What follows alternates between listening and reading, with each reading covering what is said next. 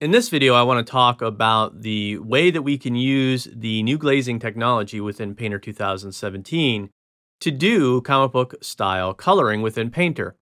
Now, I have a file here that I've actually colored in Painter, and the original pencils for this piece were provided to me by Rob Richardson. You can find this full resolution file that I'm working with here on his website at robsart.net, which you can see on screen. The important thing to understand about that is that we need to know what we're going to be seeing if you're going to download the file and follow along with what we're doing here. Now, the first thing I want to point out to you is I have a number of layers here. These top three layers are going to be for this overhead light. If I turn these off, you can see that they're basically giving a very small amount for each one of these that's contributing to that overhead light effect. Then I have the inks, which I did, and you can see when I get rid of the inks, we can see the rendering. Then we have the rendering layer. If I turn this off, you can see then I have a flat color scheme layer, and you can see that's locked. And then if I turn that off, you can see I actually have flats down on my canvas. Now, the reason why we'd have separate flats from a color scheme is because the color scheme won't be broken up into separate pieces, whereas the flats will be broken up into smaller pieces to make it easier to color and reselect areas that you might want to select often utilizing the Magic Wand tool. Now, that said, we need to come over here and look at our tools to understand some of the settings that we'll need. First off, if we come over here to the paint bucket, we're going to want to set the tolerance to 0 and have the anti-alias off. We're also going to want to come down here to the Magic Wand and set the tolerance for 0. Here, we're going to want to have the anti-alias off as well. This gets a little bit different when we come over here to the polygonal selection, where we want the anti-alias on, because what we're going to be doing here is what are known as cuts.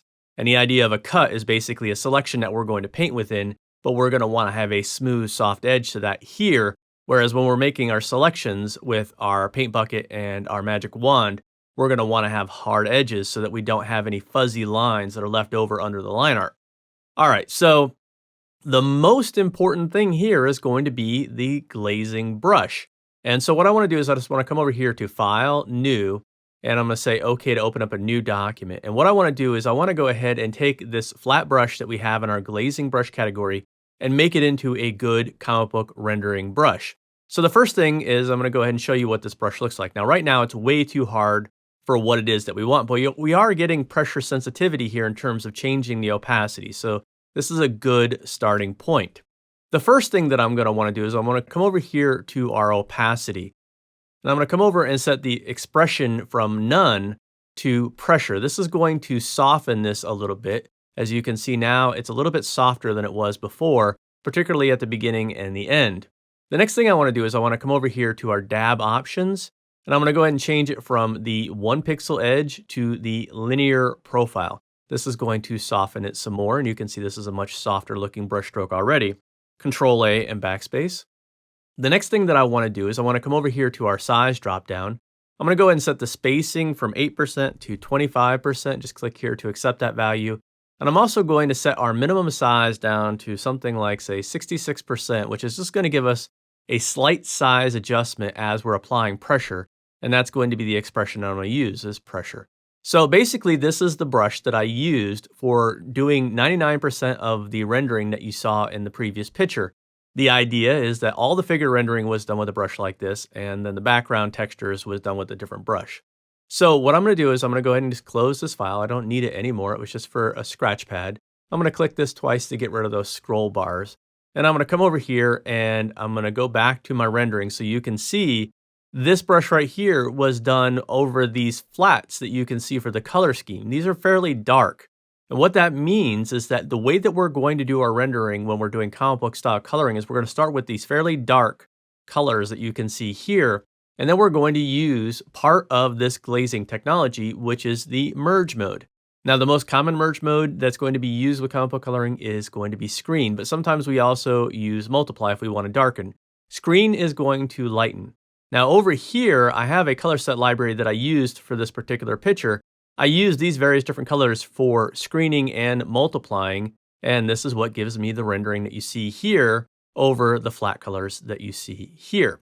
So what I want to do is I just want to go ahead and turn the visibility of my inks back on. I'm going to come over here to my color scheme, turn the lock of that off for right now. I'm going to come over here to my Magic Wand, and I'm going to go ahead and pick an area that I'm going to color. So even though I see my rendering and my inks right now, I'm on my color scheme.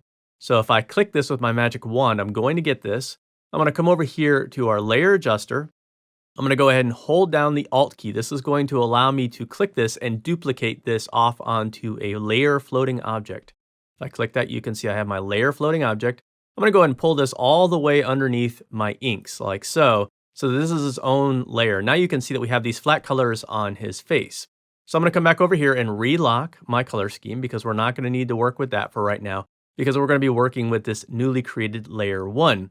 The other thing that I want to point out to you is that I'm going to go ahead and turn off pick up underlying color if I have that on, and I'm going to turn on preserve transparency. What this is going to allow me to do is keep the transparent areas clean as I'm working without having to have a selection for the outer borders of this. So I'm going to come over here to my newly created comic book coloring brush. And of course, you could save this if you wanted to, but I'm not going to worry about that for right now. And then what I'm going to do is I'm going to come up here and I'm going to pick a color that's going to allow me to screen. Now, if you choose something like this orange color, you're going to get a very warm skin tone. And I'll just go ahead and make a mark so you can see that right now we're using sort of a purplish color. So I'm going to go ahead and Control Z that. If I come over here to this orange color and click that to make sure that that's the color that I'm working with, and I do that, you can see we get a very warm skin tone. If I undo that, and I come over here to this more salmon color and I do this, you can see we're getting a much paler skin tone. So I'm going to go ahead and Control Z that. And I'm going to go ahead and zoom in a few times. Now, there's one thing that I do want to point out to you. I'm going to use the space bar real quick to just sort of get this on my screen. And that is right now I'm using a special preview mode. So if I come over here and I look at my magnifier, you can see that I have the second option here enabled, but I have the first one not enabled. If I turn this on real quick, what you're going to see is everything looks smoother, but what's going to happen is that the performance of my glazing brushes is going to decrease. So for the sake of performance, I turn this off so that we're able to work a little bit faster when we're painting. Now you'll also see that I have sort of these items that you can see right here. It's just an artifact that's on the video card. If I just do a Control minus and a Control plus to get back to where I was, you can see that that's just something that just appears on that particular zoom, but it's not something that's relevant to what we're doing here, so we don't have to worry about it.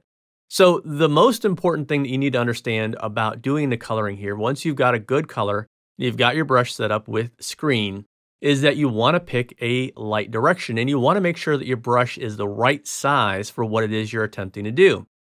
So I'm going to go ahead and say that I want the light coming from this direction. It's going to be hitting this side of the face. So for the side of the nose here, this brush is about the right size. So I'm just going to go ahead and begin to lightly go ahead and paint in some screen, as you can see right here on the side of that nose. Then I could come over here and I could also do the same thing for, say, the cheekbone, and maybe something right there for that part of the cheek, and maybe something right there for the side of the head, and so on and so forth. You know, this is all pressure sensitive, so you can press very lightly and get a very light amount of screen. But the nice thing about this is that once you've got your basic screen in there in terms of just, hitting the major shapes and all that kind of stuff, then what you would want to do is you would want to go ahead and screen over it again. And the more times you screen, the lighter those areas are going to get. Now, the important thing is that if you're wanting to get smaller, more fine shapes, then you need to change the size of your brush. So here I'm just going to go ahead and hold down Control and Alt, and I'm going to go ahead and click and drag to resize my brush like so. And then you can see I'm getting a much smaller shape here. And again, it's all going to be pressure sensitive based on what it is that I'm working on. So here, maybe that was a little bit too small. So I'll do a Control Z, go ahead and drag that out to be more appropriate to the size of the area that I want to hit. And then just go ahead and keep resizing as you're working until you get the results that you're looking for. So maybe that's not right there. So I'll choose a bigger brush, something like that, and something even bigger for this part here, something like that, and just keep on going just like so. You just resize, find the shape that you're looking for, and then hit it. And if it's not the right size, just Control Z and do it again.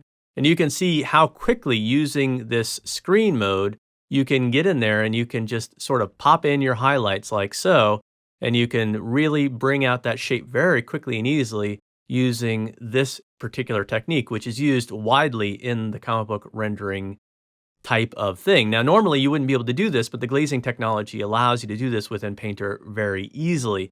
If you tried to do this without glazing technology, you would find that this is very difficult to do. Now, if you wanted to darken areas, you would just come over here and switch to multiply. And here, maybe I want a cooler color for the multiply, something that's going to allow us to have sort of cooled off shadows. And so maybe I would come over here and I would put in some cooled off shadows on parts like this, and maybe underneath the nose, and maybe even underneath the chin and stuff like that. So you can see this is exactly how I did the rendering that you see down here. I just used different colors and I lit it from above instead of lighting it from the side.